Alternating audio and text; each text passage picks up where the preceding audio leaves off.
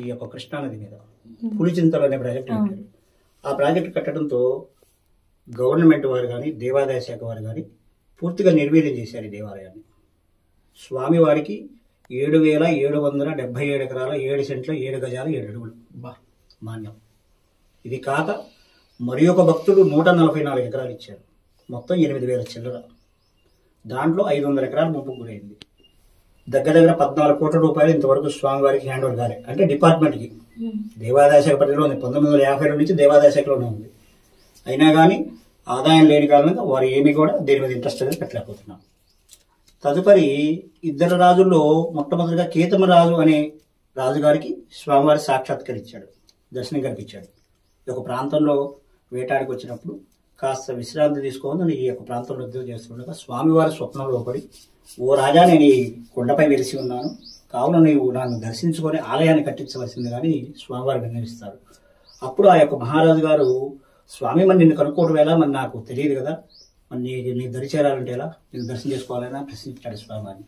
అప్పుడు స్వామివారు, ఓరి నాయన, ఈ కొండపైన ఎక్కడా ఉండదు ఆరు చెట్టు, ఈ యొక్క ప్రాంతంలోనే ఉంటుంది, ఒకే ప్రాంతంలో ఉంటుంది. ఆ ప్రాంతానికి వెళ్ళి ఆ ఆరు చెట్టుపై గరుడ పక్షి ఉంటుంది. ఆ గరుడ పక్షి దగ్గరికి వెళ్ళి స్వామివారికి తూర్పు ముఖంగా తిరిగి ఉంటుంది ఆ గరుడ పక్షి. ఆ గరుడ పక్షి వెళ్ళిన తర్వాత దాని ఆనవాడి ప్రకారం వెళ్ళి నువ్వు దర్శనం చేసుకుని అక్కడ ఆలయాన్ని కట్టించమని చెప్తారు. అదే ప్రకారం ఒక ప్రాంతం అంతా కూడా వెతుకుతారు. స్వామివారికి 9 కొండలు ఉన్నాయి ఇక్కడ. నవగిరి వాసుడైన సప్తగిరీశుడు తిరుమలేశుడు 7 కొండలు ఉంటే ఈయనకి నవగిరీశుడు. అందుకే అహోబిలం తర్వాత 2వ స్థానం అన్నమాట. నవగిరి నారసింహుడు, నవగిరి వజ్రలక్ష్మీ నారసింహుడైన. అందువలన ఆ స్వామివారు అలా గరుడపక్షి ఆనవాడి చెప్పేసరికి ఆ రాజుగారు వచ్చి చూసి ఇక్కడే ఉండగానే స్వామివారి సాక్షాత్కారం ఇక్కడ జరిగింది. ఇక్కడే ఆలయాన్ని కట్టించడం జరిగింది. అదంతా నిర్వీర్యమైపోయినాయి అమ్మ. తదుపరి వెంకటాద్రి మహారాజు గారు పరిపాలన వచ్చింది. కేతమరాజు గారి పరిపాలన పూర్తయింది. ఆయన 108 ఆలయాలు కట్టించాడు ఈ యొక్క ప్రాంతంలో. అవన్నీ కూడా పూర్తిగా ఆ యొక్క కృష్ణానది గర్భగర్భంలో కలిసిపోయి 13 గ్రామాలని వేరే చోటికి అకామిడేషన్ ఏర్పాటు చేసింది. కానీ గవర్నమెంట్ ఈ యొక్క దేవాలయాన్ని మాత్రం ఎటువంటి బాధ్యత లేకుండా పూర్తిగా వదిలేసింది. అది దీని యొక్క విషయం. వెంకటాద్రి గారి పరిపాలనలో వారు వచ్చిన తర్వాత మరి ఒక నారసింహస్వామిని కింద ప్రతిష్ఠ చేసుకొని మళ్ళా ఆ భూమిని ఆ రాజుగారు ఇచ్చారు, వెంకటాద్రి మహారాజు గారు. దానివల్ల ఇట్లా ఇదైంది అన్నమాట. ఇది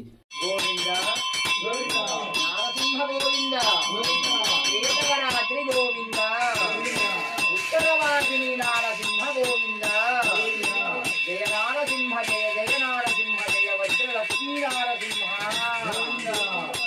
ఏకవరాద్రి నివాసాయ ఉత్తరవాహిని నదీ తీరాయ స్తంభోద్భూతాయ రాజ్యలక్ష్మీ ప్రాణనాదాయ శ్రీవజ్రసింహాయ మంగళం, శ్రీవజ్రసింహాయ మంగళం, సుందరాయ శుభాంగాయ మంగళాయ మహోదసే, కృష్ణానదీ తటస్థ శ్రీవజ్రనారసింహాయ శ్రీవజ్ర నారసింహాయ మంగళం. స్వామినే నమః.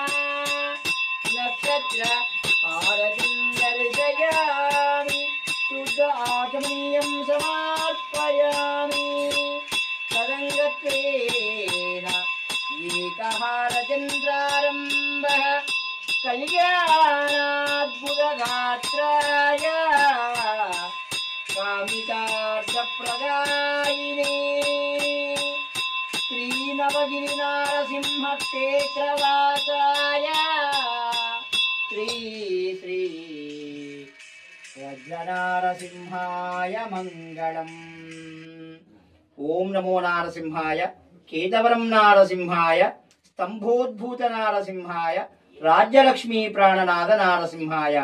పాల్గొన మాసం స్వామివారు మొదటి శనివారం విశేష బంతి పూల అలంకరణతో దివ్య శోభాయమానంగా మనకు దర్శనమిస్తున్నాడు మన కేతగిరీశుడు, వజ్రగిరీశుడు, నవగిరి నారసింహుడు.